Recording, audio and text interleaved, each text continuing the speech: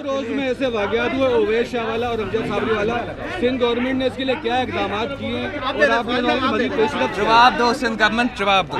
बिलावल भुट्टो ने सिंध हुकूमत को जवाब के लिए आगे क्या किया? ऑपोजिशन ने अपने ख्यालात की तर्जुमानी होते देख ली। ख्वाजा इज़हारुल हसन का कहना था कि बिलावल हुकूमत से नहीं ऑपोजिशन की कारकर्दगी से मुतासिर नजर आ रहे हैं। गुज़िश्ता दिनों बजट था और उसमें भी कुछ इसी किस्म की तकारीर थी कि हिसाब दो, जवाब दो, सिंध हुकूमत जवाब दो। तो हमें एक तो ये लगा कि बिलावल साहब इम्प्रेस रहे अपोजिशन की कारकर्दगी और तकारीर से, और उन्होंने अपने वज़रा को अवाम और मीडिया के सामने अकाउंटेबल करना शुरू कर दिया। तहरीक इंसाफ के रहनुमा इमरान इस्माइल ने तबसरा करते हुए बिलावल और पीपल्स पार्टी की पॉलिसियों पर तजाद देख लिया।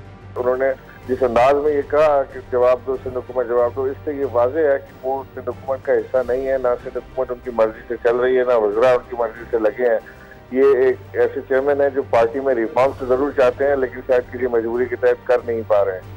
ऑपोजिशन के बरक्स पीपल्स पार्टी के रहनुमाओं ने बिलावल की बात को मामूल की कार्रवाई करार दे दिया। इसार खोड़ो का कहना था कि अमन अमान के जिम्मेदार वजीर दाखिला हैं तो जवाब भी उन्हीं को देना चाहिए। बिलावल चेयरमैन साहब गए थे अमजद साबरी साहब की ताज़ियत के लिए और यकीनन होम मिनिस्टर उनके साथ था, और ये मुनासिब बात थी कि होम मिनिस्टर ही सूबाई महकमा संभाल रहे हैं और उसके बारे में ब्रीफिंग देना उस होम मिनिस्टर को ही जचता है।